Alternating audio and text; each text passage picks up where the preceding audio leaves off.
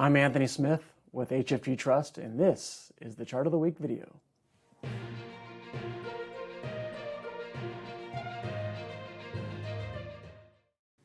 This week's chart shows a nearly 32-year historical chart of the price to book value ratio on the S&P 500. There's nothing magical about 32 years. It just happens to be as far back as we could go with the Bloomberg terminal.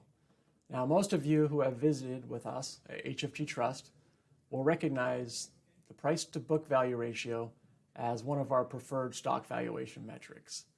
Stock valuation metrics are a little bit like family and friends. They have flaws, limitations, but we do rely on them. And we do prefer the price to book ratio over another widely used ratio, which is price to earnings, or the PE ratio, because the denominator in that ratio, earnings, is more prone to manipulation than is book value. So backing up, book value is the equity on the balance sheet. It's assets less liabilities.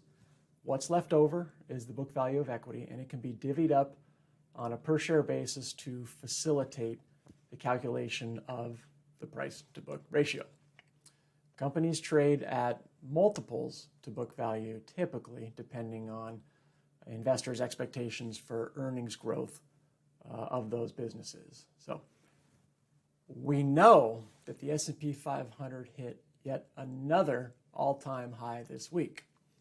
That index of large cap U.S. stocks is trading at an average price to book ratio of 4.6 times currently. Of course, the absolute ratio in isolation doesn't tell us quite what we want to know. I'm sure you'd like to know how it compares to itself over time. So let's look more closely at this chart. 4.6 times is it's high, but it's not the highest it's been in history.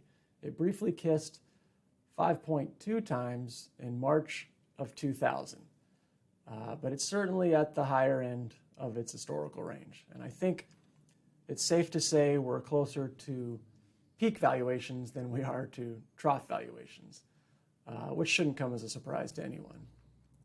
Mathematically, stocks can go higher while that price to book ratio remains unchanged, as long as earnings continue to grow the equity, the denominator.